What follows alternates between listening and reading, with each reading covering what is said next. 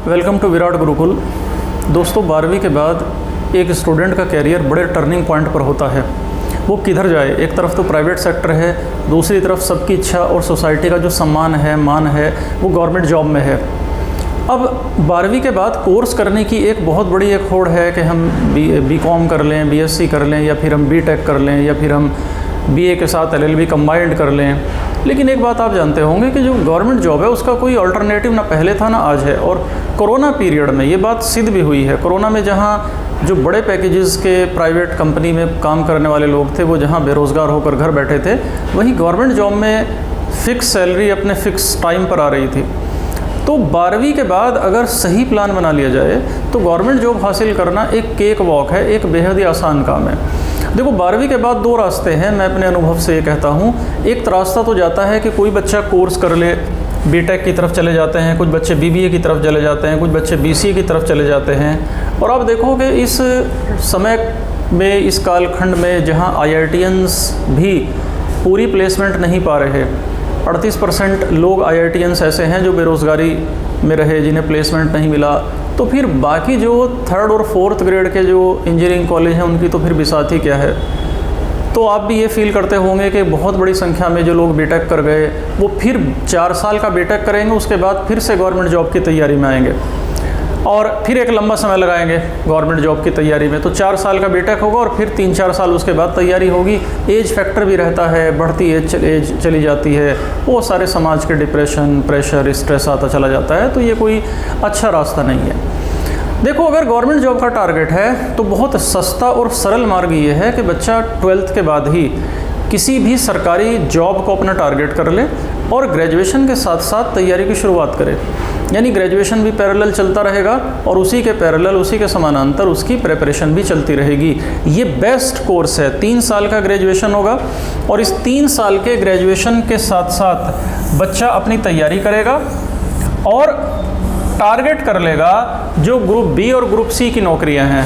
हज़ारों की संख्या में हर साल पद फिक्स्ड निकलते ही हैं, जैसे SSC CGL है, SSC CPO है। 14,000 पद तो ऑलमोस्ट ऑन एन एवरेज 12 से 14,000 CGL SSC के थ्रू निकलते हैं सेंट्रल गवर्नमेंट के डिफरेंट पोस्ट को फिल करने के लिए।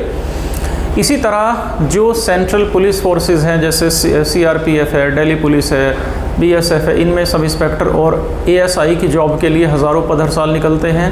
राज्यों की पुलिस में भर्तियां लगातार हज़ारों की संख्या में निकलती रहती हैं।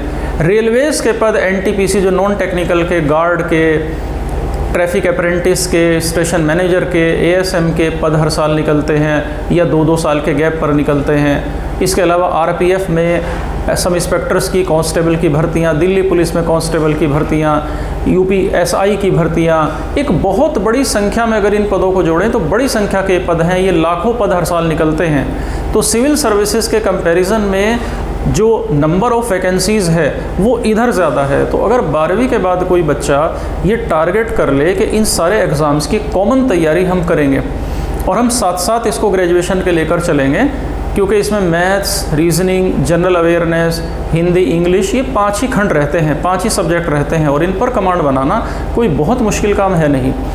तो अगर कोई बच्चा सीरियस होकर और सही मार्गदर्शन में आकर के इस काम को कर ले तो ग्रेजुएशन होते होते वो पूरा का पूरा सिलेबस मुट्ठी में कर लेगा और बहुत कम उम्र में, यानी 21 साल, 21.5 साल की उम्र में नौकरी उसके हाथ में होगी। चाहे वो CGL की भर्ती हो, चाहे CPO के रूप में आ जाए, चाहे रेलवे के किसी पद को वो पा जाए, चाहे वो कांस्टेबल लेवल का पद पा जाए, चाहे वो लेखपाल को हासिल कर ले, चाहे वो VDO का पद हासिल कर ले।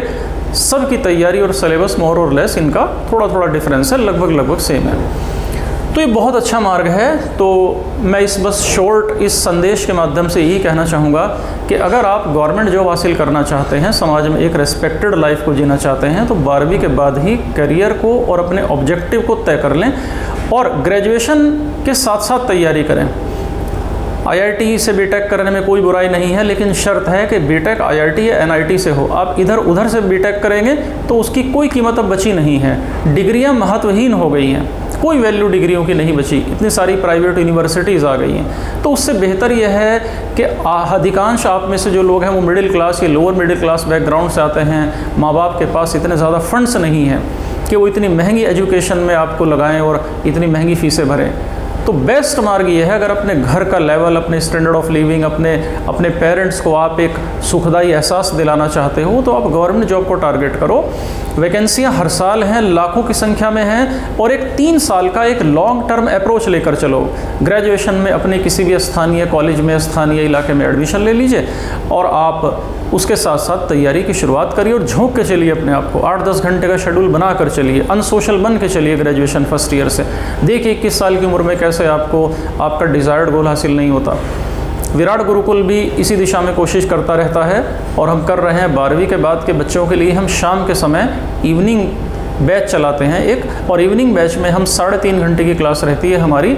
22 महीने का हमारा बैच है 12वीं पास बच्चों के लिए ख़ास तौर से।